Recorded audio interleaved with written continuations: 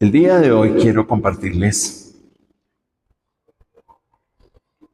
de una mujer. Creo que desde que salí de la compra, cuando me descubrieron el cáncer, y en escuelitas, esta ha sido la mujer que el Señor ha puesto para acompañarme durante todos estos, aparte de mi esposa, créanme que sí. Y quiero compartirles de ella. Pero antes de compartirles de ella, me gustaría hacerles una pregunta. ¿Qué es un fenómeno? Piénsalo. Y después en una palabrita se puede definirla. ¿Qué es un fenómeno? Algo raro, extraño, inesperado, sorpresa, diferente, sobrenatural, diferente a lo natural, ¿cierto? En ese sentido, ¿qué más se le ocurre? Eso es algo extraordinario, es algo sorprendente. Por lo general son sucesos que no podemos explicar. Por eso hay fenómenos como Messi. ¿Quién lo explica? O Cristiano Ronaldo. Nos sobrepasan. Están más allá de nuestras capacidades. Por eso mismo se convierten en agentes de mucha perturbación. Los fenómenos son perturbadores. Y sobre todo para la vida. Cuando aparecen estos fenómenos, nos roban la paz, nos quitan la tranquilidad, vienen a poner la vida patas arriba. Y especialmente hacen algo: poner en riesgo nuestra vida. Eso tienen los fenómenos. Van contra la vida y con todo lo que represente vida. Quiero invitarlos a que vayan al libro de Marcos, capítulo 5.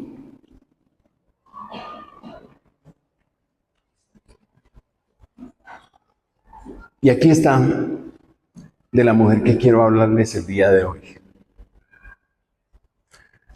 Pero una mujer que desde hacía 12 años padecía un flujo de sangre y había sufrido mucho de muchos médicos y gastado todo lo que tenía y nada había aprovechado. Antes le iba peor. Cuando oyó hablar de Jesús, vino por detrás entre la multitud y tocó su manto. Porque decía: si tocare tan solamente su manto, seré salva. Y enseguida la fuente de su sangre se secó, y sintió en el cuerpo que estaba sana de aquel azote. Luego Jesús, conociendo en sí mismo el poder que había salido, y volviéndose a la multitud, dijo. ¿Qué dijo? ¿Me ayudan con la lectura? ¿Qué dijo? Sus discípulos le dijeron: ¿ves que la multitud te aprieta o te toca? Y dices: ¿quién me ha tocado? Pero él miraba alrededor para ver quién lo había tocado. Entonces la mujer, escuchen eso, temiendo y temblando, sabiendo lo que en ella había sido hecho, vino y se postró delante de él y le dijo toda la verdad. Y él le dijo: hija, ¿me ayudan con la lectura?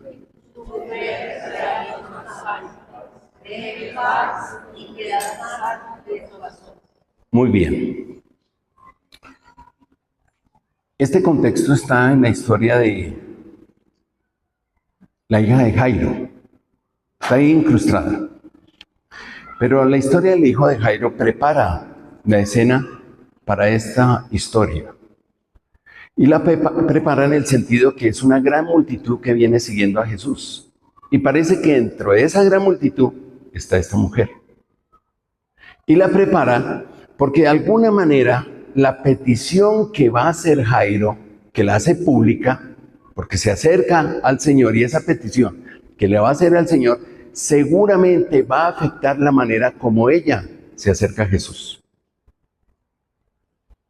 Escuchen esa petición. Ve a mi casa y pon tus manos sobre mi hija y vivirá. Esa es la petición cortica, pero de alguna manera esa petición va a afectar la forma como esta mujer se acerca a Jesús. El relato y el contexto nos van a poner frente a una tremenda pregunta. Escuchen la pregunta. ¿Cómo puede el ser humano enfrentar aquellos fenómenos que perturban tanto la vida? Y quiero que hablemos por un instante de los fenómenos que nos perturban nuestra vida. Entonces necesito ayuda. Vamos a ir, por ejemplo, de aquí, partido por aquí por la mitad, nos vamos para acá, ¿sí? Si tienen la Biblia, y allí hay Biblias de pronto que nos pueden ayudar. Marcos 4, 35 al 41. Solo ustedes. De aquí para allá y por aquí partamos por la mitad. ¿Sí? Van a mirar este otro texto. Marcos 5, 1 al 13. Y allá, al finalizar, ¿cierto? Van a ir al contexto de la hija de Jairo. Marcos 5, 21 al 24 y luego saltan 35 al 36. Vuelvo a repetir, ¿está bien? Nos vamos por este lado. Marcos 4, 35 al 41. Vamos por las dos mitades. Marcos 5, 1 al 13. Al 13, sí. Es que es muy larga esa historia, entonces nos toca partirlas. Y al final, Marcos 5, 21 al 24, y pegan el brinco 35 al 36. Van a leerlo, léanlo allí en silencio, compartan la lectura. Vamos a tomar unos minuticos para leer el texto. Por ejemplo, ¿cuál es el fenómeno tan perturbador de Marcos 4, 35 al 41? ¿Cómo le llamamos a una tormenta? ¿Qué clase de fenómeno es? Fenómeno natural. Tengan en cuenta eso. Ese es un fenómeno natural. Ese fue un fenómeno que perturbó a los discípulos de Jesús estando en una barca, ¿cierto? Y noten bien que atentaba contra la vida. ¿No te das cuenta que perecemos? La vida está en juego en medio de los fenómenos. Miren el otro fenómeno, capítulo 5, 1 al 13. ¿Qué encontraron? ¿Y qué fenómeno es ese?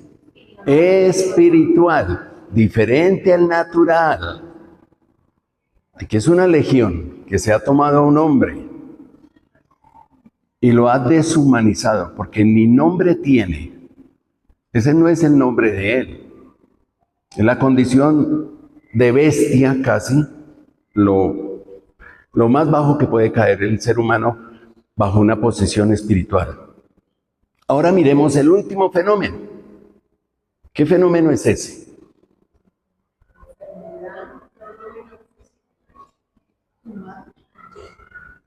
Usted les tocó el fenómeno de la hija de Jairo, ¿cierto?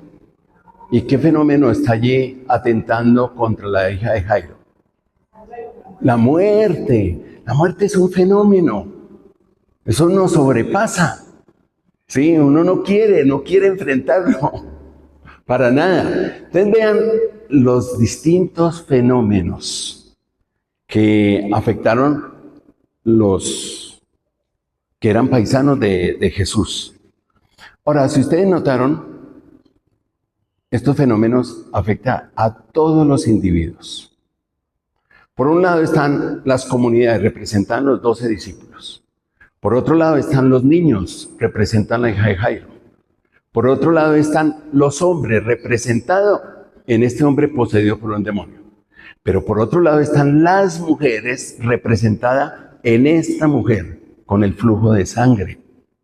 Toda la comunidad, todos somos afectados de una u otra manera por fenómenos que perturban la vida, todos. Y Marcos une estas 4 historias. Están todas unidas porque tienen una intención. Partir de lo que se conoce como fenómeno real a un fenómeno mucho más grave. Y eso lo vamos a dejar para lo último. Si se dieron cuenta, nadie puede hacer nada frente a esos fenómenos.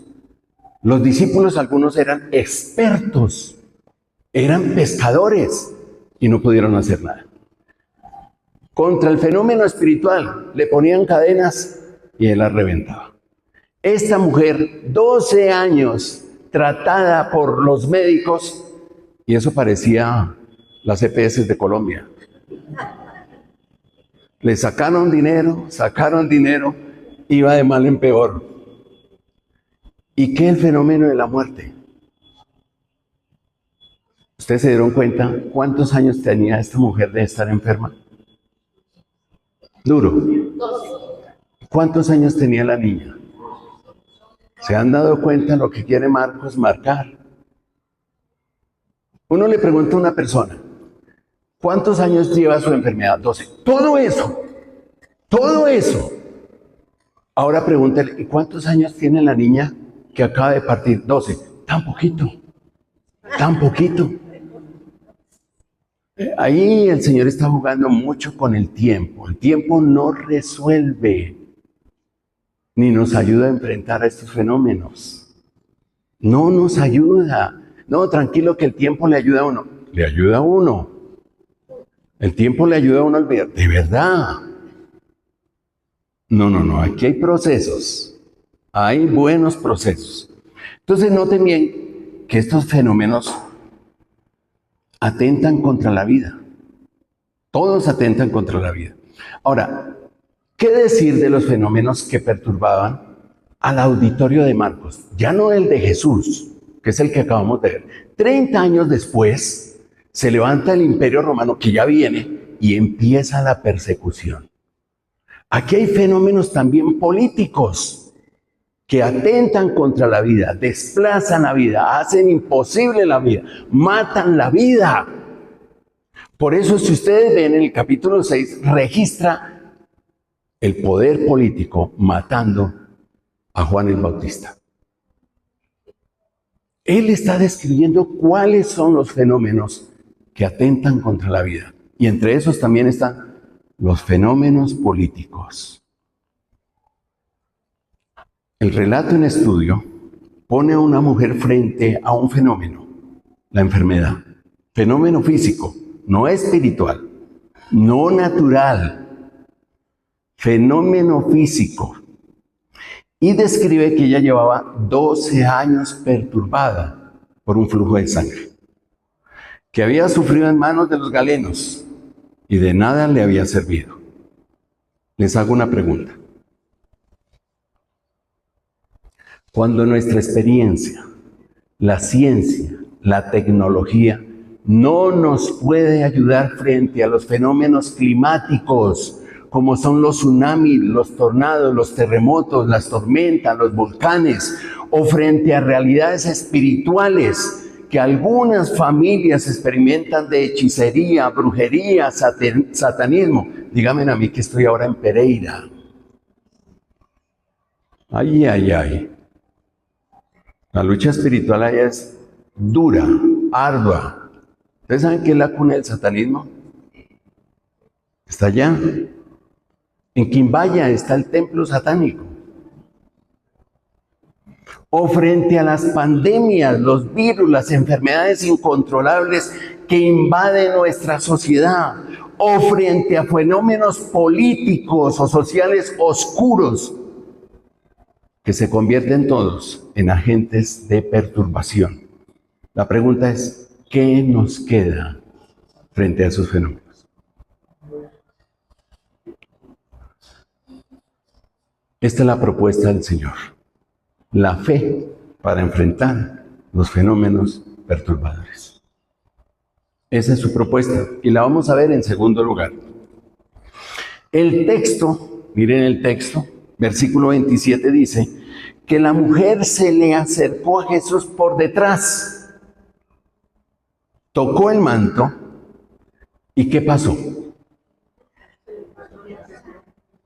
Al instante, dice el texto, cesó su hemorragia y ella se dio cuenta que su cuerpo había quedado libre de su aflicción. Madre mía. Les hago otra pregunta. Escúchenla bien. Miren el texto. ¿Qué hizo posible que esta mujer quedara sana de ese azote? ¿De verdad? Miren el texto. Se apresuraron a responderme.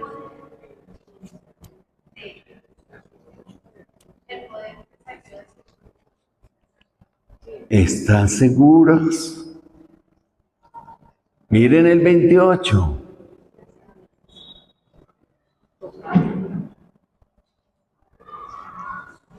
Su manera de pensar.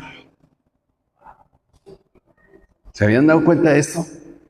¿Qué pensaba ella? Si logro tan solo tocar su ropa, quedaré sana. Ahora, la pregunta es la siguiente. ¿Pero qué hizo posible que esta mujer llegara a pensar de esa manera? Ahora sí les acepto la fe. Ahora sí les acepto la fe. Pero les hago la siguiente pregunta. ¿Pero qué la llevó a tener una fe como esta? Por favor, ¿me lo repite? ¿Escuchar qué? Cuando oyó hablar de Jesús, oír hablar de Jesús fue la que lo llenó de fe y le permitió pensar. Noten bien, desde el capítulo 1, versículo 28, la fama de Jesús se extendió rápidamente por toda la región de Galilea, tanto que le llevaban a todos los enfermos y endemoniados para que los sanara y los liberara. En el capítulo 1, 32, seguramente esta mujer escuchó de esas historias. Por lo general el Señor sanaba tocando, tocando, tocando, tocando. O muchos se le abalanzaban para tocarlo, para tocarlo. Ella nunca lo vio. Nunca estuvo presente para ver esos milagros, pero oyó. ¿Y qué hizo ese oír? La llenó de fe. ¿Y qué es la fe? Dice Hebreos, la fe es la convicción. Fe son convicciones, son verdades teológicas, son verdades que se inculcan aquí en la mente y que nadie se las va a quitar y arrebatar. Cuando uno tiene una convicción, nadie lo mueve de su convicción. Su convicción de que Jesús la podía sanar la llevó a pensar, si solo lo toco, quedaré sana. Pero eso la alimentó de su fe, de oír hablar de Jesús. Y este es el principio que nos enseña esta mujer para enfrentar fenómenos que nos perturban. Ya Pablo lo dijo en el capítulo 10 de Romanos. Así que la fe viene como resultado de oír el mensaje. Y el mensaje que se oye es la palabra de Cristo. Son sus palabras. Si nosotros no estamos alimentados de sus palabras, cuando aparezcan esos fenómenos, pues nos vamos a llenar de temor como los discípulos. Nos vamos a arrugar como los discípulos. Cuando le traen la noticia a Jairo, la hija murió, no moleste más al maestro. Jesús voltea y lo mira. ¿Y qué le dice? No temas, ten fe. No temas. El que está lleno de convicciones que se desprenden de oír la palabra, va a enfrentar el temor. Para esos momentos perturbadores, frente a esos fenómenos. Necesitamos oír más palabra. Todo el día oyendo para que se formen convicciones en lo profundo de nuestra mente, de tal manera que tengamos con qué enfrentar el fenómeno que nos perturbe. Enfermedad, crisis económica, todo lo que se está hablando hoy en día. Que todo el mundo queda paralizado. ¿Y qué va a pasar? ¿Y qué va a suceder? Mi hijo de España me acaba de llamar. Nos acaban de dar una información, papá. Dinos qué hacemos. Porque lo llenan a uno de miedo, de temor. El gobierno de España nos mandó un comunicado. Alisten una mochila, agua, sus pasaportes, alístense para la guerra. En España. Esto es fresco. Allá está temblando la gente. Si por aquí llueve, por allá no escampa. Eso produce temor. ¿Frente a qué estamos? Y vamos en esa dirección. Y si no estamos bien nutridos de la palabra, con razón, los fenómenos nos ganan. Nos ganan. Pablo tenía razón cuando dijo, cambie su manera de pensar y cambiará su manera de vivir. Son convicciones, hermanos, verdades eternas en el corazón, en la mente, que hay que tener, pero eso no viene por ósmosis, viene como resultado de escuchar, oír la palabra permanentemente, continuamente. Aquí les voy a otra pregunta. ¿Sabemos con certeza quién es Jesús? Pero no el Jesús de nuestra cultura, ni el de nuestra religiosidad popular. No el que van a presentar ahorita en Semana Santa por las calles. El del texto. Este que está aquí. No el de nuestras comunidades, no. Porque ese está alterado. Muy alterado. No es como el que se presenta en las Escrituras. Ahora bien, por un tiempo yo me hice la siguiente pregunta. ¿Por qué la historia de esta mujer no paró aquí? Al fin y al cabo, su fe logró lo que ella buscaba, ser sana de su azote. Y aquí quedó sana y se dio cuenta que de ella había sido libre de su enfermedad. ¿Por qué no termina la historia aquí como otras historias? Porque el Señor le tiene a ella, a Israel y a nosotros una pequeña sorpresa. Uno decía, qué bueno venir donde el Señor, que lo toque a uno y quedar sano. No, el Señor conoce realmente nuestra verdadera necesidad. Es más que sanarnos. Y tiene que ver con un fenómeno que está al final de estas 4 historias. La muerte de la niña. El fenómeno de la muerte. Pero no la muerte física, sino la muerte eterna, que tiene que ver con el pecado. Este sí que es un fenómeno, el pecado. Y nosotros lo hemos menospreciado mucho, y sobre todo en estos tiempos en las iglesias. No se predica de pecado, para nada. Se predica de otras cosas, pero menos del pecado. Y el pecado es un fenómeno porque en primer lugar rompe, quiebra relaciones. Quiebra nuestra relación con el Señor y quiebra nuestras relaciones como comunidad. Es experto en quebrar relaciones. Entonces vamos a hablar en tercer lugar para ir aterrizando cómo enfrentar con la fe este fenómeno que mata la vida eterna. Les pregunto, ¿cuál es la palabra que más se repite en esta última parte de la historia? Ella queda sana de su azote y vuelve a retomar la historia de Marcos. ¿Cuál creen que es la palabra que más se repite?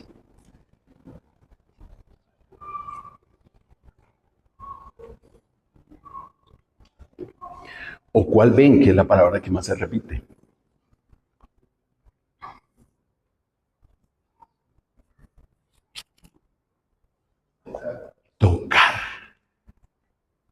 Exactamente. Esa es la palabra. Más importante en esta segunda parte. Tocar. Jesús se da cuenta que alguien lo había tocado, porque de él salió poder. Entonces, se vuelve a la multitud y pregunta, ¿quién me ha tocado? Los discípulos discrepan con él, todo el mundo te apretuja y tú preguntas, ¿quién me ha tocado? Aún así el Señor voltea a mirar a todo el auditorio y les pregunta, ¿quién me ha tocado? Yo les dije en la introducción que la súplica de Jairo iba a afectar la manera como esta mujer se iba a acercar a Jesús. Es que imagínense la petición. Ven y toca a mi hija y ella sanará. Ella escucha, seguramente es parte de eso. Ella sabe en lo más profundo de su corazón que ella no puede hacer esa petición. No puede hacer esa petición. ¿Por qué no se para delante de él a la hija de Jairo y a mí? Tócame a mí. No puede hacerla. ¿Por qué? Porque ante la ley una mujer con flujo de sangre es inmunda. Y la inmundicia tiene que ver y estaba relacionada en ese tiempo con pecado. Cualquier persona que fuera inmundo, leproso, paralítico, que haya tocado a un muerto, que haya cogido, tomado cerdos, flujos de sangre, no podía tocar a nadie. Era prohibido por ley. Es más, si ustedes ven, les dejo por ahí la tarea, en Números capítulo 5, 1 al 4, el Señor estableció que todas las personas que fueran inmundas estaban excluidas del pueblo. Tenían que salir a vivir fuera. ¿Por qué? Porque la inmundicia producía un efecto de contagio como el COVID. Si les descubrían todo lo que tocara, quedaba inmundo. Se sentaban, quedaba inmundo. Y había todo un proceso para volver a la limpieza. No era fácil. 12 años. Si fuera casada, si tuviese hijos, nadie podía tocarla, ni estar bajo su mismo techo. Nadie. Y la ley era drástica con los que sufrían de flujo de sangre o eran inmundos. Si los descubrían, ¿qué les esperaba? Muerte a piedra. La muerte. Tal vez esta es la razón por la cual la mujer se acerca por detrás. Por detrás. Pero estaba convencida. No es la forma, son las convicciones. Son las convicciones que lo mueven a la acción. Y fue su convicción. El asunto es que Jesús se dio cuenta que alguien lo había tocado. Vaya problema en el que se ha metido esta mujer. Por favor, piensen. La pregunta de Jesús, ¿qué está suscitando para ella? Por eso se acercó con temor, porque sabía lo que le corría pierna arriba. Si descubrían que la inmunda lo tocó, y no solamente tocó a Jesús, ¿a cuántos dentro de toda la multitud no tocó? Por favor. Por eso cuando el Señor, ella lo primero que hace es acercarse con temor y temblor, porque sabe la implicación. Lo que no sabía esta mujer es con quién se había encontrado.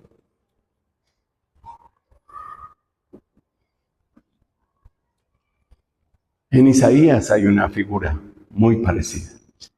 Capítulo 6.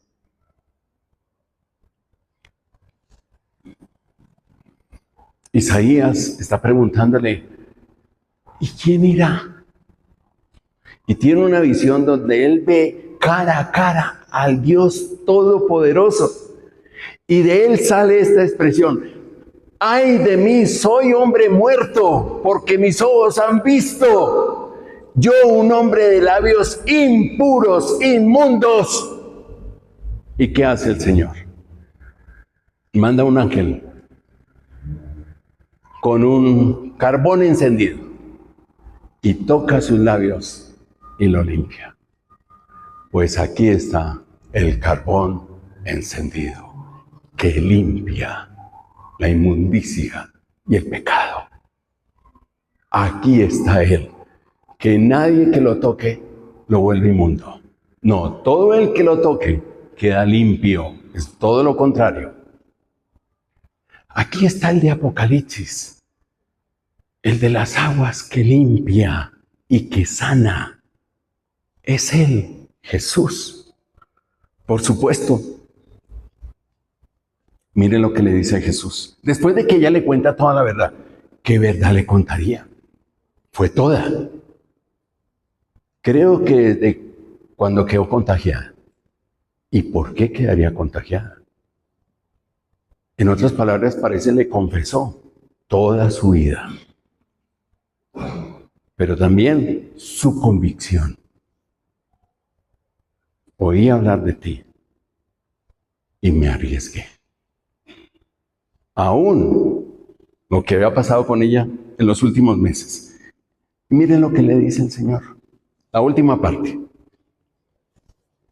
5 cositas que quiero que miren. La primera, hija. Fe. Salvado. ¿De qué la salvó? Porque miren lo que dice, ve en paz, otra palabra, y queda sana de tu aflicción. Eso fue al principio. Ya la sanidad fue efectuada. Pero parece que ya necesita era salvación. Es salvación. El fenómeno que trae la inmundicia y que perturba a todo ser humano es la muerte eterna. También vengo a salvarte de eso, porque hubiera ocurrido todo lo contrario. Señora, que la apedreen. Pero acaba el Señor de salvarla, de devolverle la vida, la limpia y la salva. Y este término, por favor. Fe y paz. Aquí está el principio que esta mujer nos quiere enseñar. Y que Pablo lo expresa de esta manera. Habiendo sido justificados por la fe, tenemos paz para con Dios por medio de Jesucristo. Paz, ve en paz con Dios. La justificación, que es la extensión de perdón. Te perdono, te limpio, no tienes deuda alguna conmigo, no tienes que pagar. Ahora tienes vida en abundancia, vida eterna. Resolvimos el fenómeno de mayor perturbación para el ser humano, el pecado. Y lo resuelve el Señor a través de la fe. Esto es por fe, por gracia. Y no necesitamos más, no, su perdón, nos otorga su perdón. Justificación. Justificación, ya somos justos, pero nos ve de otra forma. Ya no como pecadores, como hijos. Hijos, así nos ve. Hija, ve en paz. Tu fe te ha salvado y te ha sanado. La misma fe, escuchen eso, la misma que nos salva es la misma que nos sana. No hay niveles ni no sé de dónde se inventaron eso. O que una fe es para sanar y otra para salvar. No, es la misma fe. Es llena de convicción por oír la palabra. Quiero terminar con lo siguiente. ¿Por qué esta mujer me acompaña? Ustedes se enteraron con la salida de la compra que me dio cáncer. Y este cáncer empezó su proceso. Fui a cirugía, llevaron la muestra, la biopsia resultó positiva o negativa, no sé cómo decir, pero con cáncer. Lo cierto es que el oncólogo me dice, tiene que hacer un proceso, no vamos a hacer quimio, vamos a hacer yodo. Los que les ha tocado pasar por yodo, ¿qué implica eso? Pero yo estoy delante del médico y me dice lo siguiente. Y yo estoy con este texto preparándolo para escuelitas. Sucedió al mismo tiempo. Y yo tengo este texto aquí preguntándole al Señor, y bueno, ¿y qué vamos a hacer con este cáncer? Porque cuando me dieron la noticia, yo estaba en la clínica con mi esposa, y ustedes no van a creer, nos pagamos de la risa. De verdad nos reímos, porque no podíamos creer que acabo de entregar a la iglesia, que me dio un síndrome de agotamiento y que ahora me dé cáncer.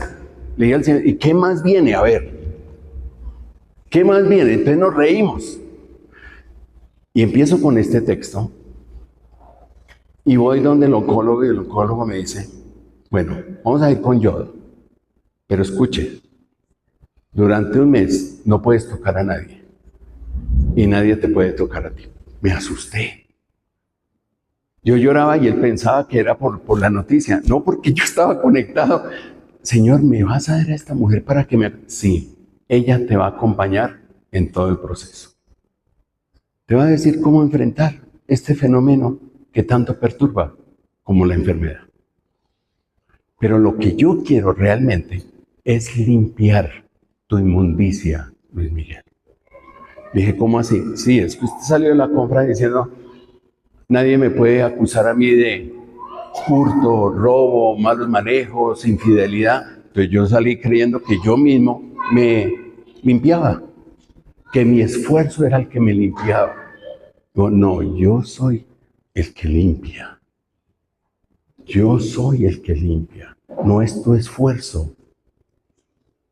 No seas moralista, fariseo y legalista. Soy yo el que te limpia. Y arranqué con él. Y yo pensé que con esta mujer ya nos habíamos despedido. Volvió a aparecer el cáncer. Otra vez me está acompañando. Pero con este otro texto. Escuchen para finalizar. Está en Santiago.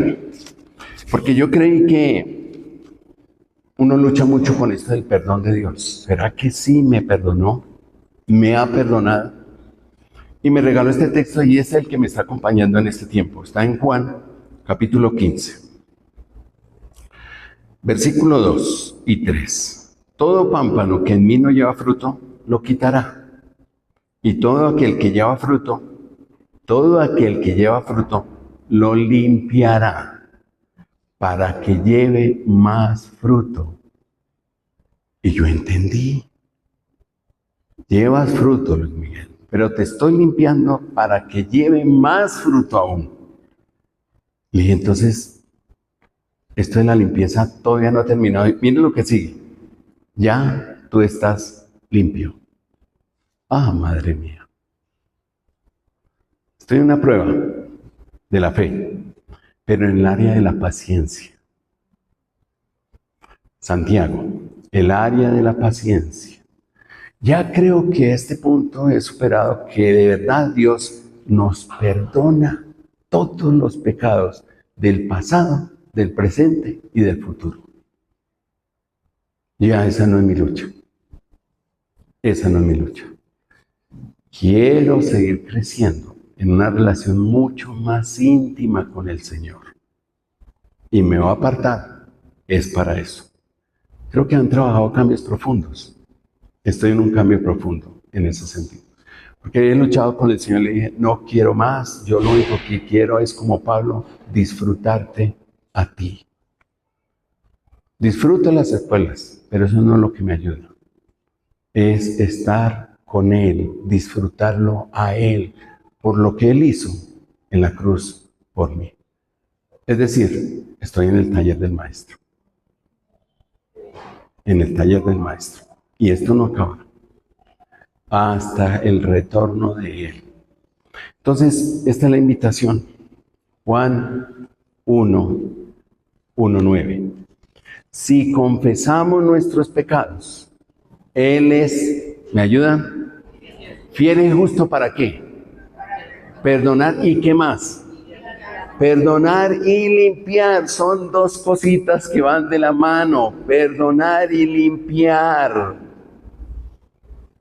Entonces, te pido que allí donde estés, habla con el Señor.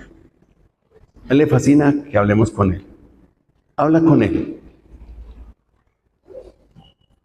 El perdón seguramente muchos lo han experimentado. Y si no, este es el momento.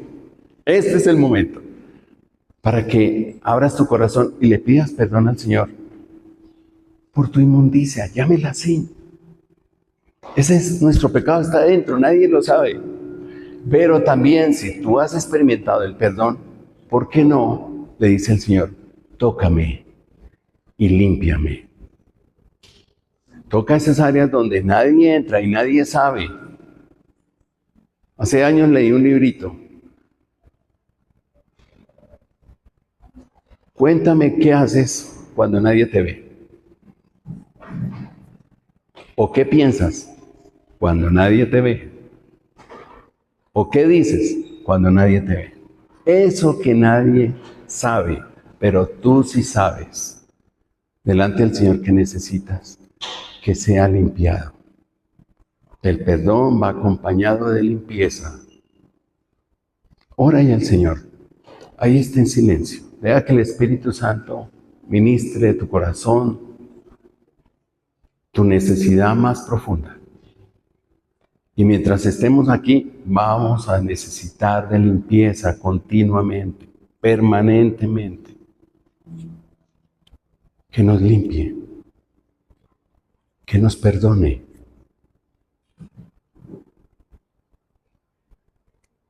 Con convicción, con fe de que es así.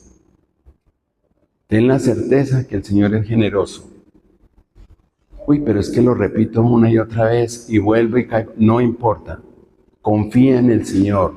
Ten la convicción que aunque sea un pecado que se repite otra vez, el Señor ya te lo perdonó. Tienes que vivir en libertad. En libertad. Gracias, Señor, por tu Santo Espíritu, sanando, limpiando, perdonando. Gracias, Señor, por enseñarnos que no necesita una fe extraordinaria, una fe sencilla como la de esta mujer, que viene de oír y de oír lo que tú haces y lo que tú ofreces, lo que tú das, lo que tú hiciste en la cruz. Solo es eso. No necesita una super fe. No hay super fe. Es una fe sencilla. No necesita cargada de teologías. Fe sencilla. Gracias, Señor, por atender a esa fe, a esas convicciones. Padre, que cuando vengan fenómenos que quieran perturbarnos, tengamos la convicción, Señor. O si estamos en medio de un fenómeno perturbando nuestra vida, nuestras familias, ayúdanos a recordar, como le dijo Jesús a Pedro, o Pedro a Jesús, ¿a quién iremos? Solo tú tienes palabra de vida. A ti acudimos el día de hoy, para tu gloria y tu honra, en Cristo Jesús. Amén.